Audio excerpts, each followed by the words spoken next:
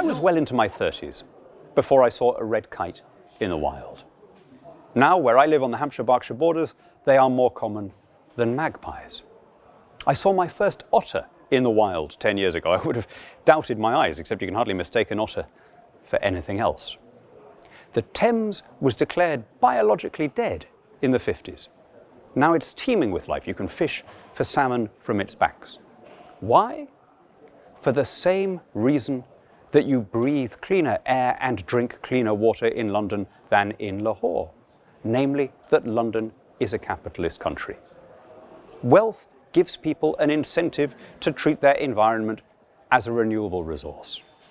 100 years ago, lions and tigers and wolves were all endangered. Now what's happened?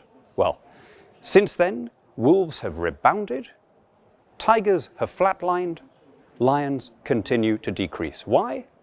Because wolves live in rich countries, tigers live in medium-income countries, and lions live in poor countries.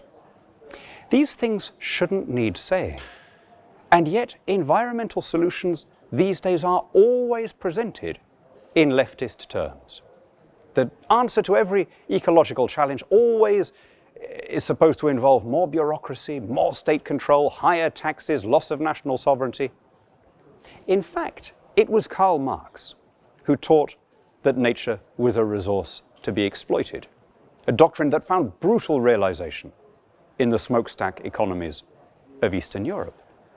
The UN declared the Soviet bloc to be the most environmentally damaged anywhere on the planet. Soviet communism turned Lake Baikal into a sewer and the Aral Sea into a desert and poured so much oil into the Volga that ferry passengers had to be warned not to toss lighted cigarettes overboard.